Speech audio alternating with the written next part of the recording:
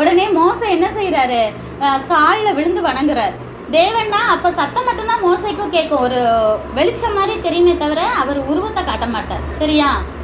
அப்ப தேவன் அப்படி சொன்னோன்னே மோசைக்கு ரொம்ப மனசு கஷ்டமாயிடுச்சு. கூட்டிட்டு வந்த எல்லாம் லட்ச ஜனங்களா இருக்காங்க, அத்தனை பேரை கொல்லன்னா எவ்வளவு கஷ்டமா இருக்கும். தேவனுக்கும் கஷ்டம்தான், எல்லாத்தையும் கொண்டுட்டா. மோசை தான் கூட்டிட்டு வர்றாரு. எப்பயுமே ஸ்பிரிச்சுவலா இருக்கிறவங்க நான் சொல்லியிருக்கேன், ஜென்னுன்னா அப்பா மாதிரி. இப்போ மோசையை தான் கூப்பிட்டு வர்றாரு அப்பா. சரியா?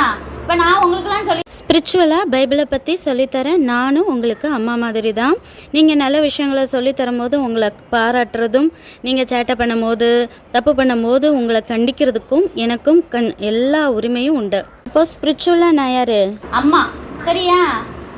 ஓகேயா? அம்மா சொன்னால் கேட்குறது கிடையாது. சரி. எனக்கு சிரிப்பு தாங்க முடியல.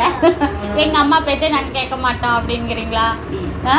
என்ன இப்போ தான் பிள்ளைங்களை என்னன்னாலும் ஸ்பிரிச்சுவலாக அவங்க எல்லாரும் பிள்ளைங்க மாதிரி. தான் பிள்ளைங்களை கொல்லன்னா அவருக்கு எவ்வளோ கஷ்டமா இருக்கும். உடனே காலில் விழுந்து வணங்குறாரு. தயவு செஞ்சு தேவனே உங்கள் கோபம் அவங்க மேலே மூளை வேண்டாம்.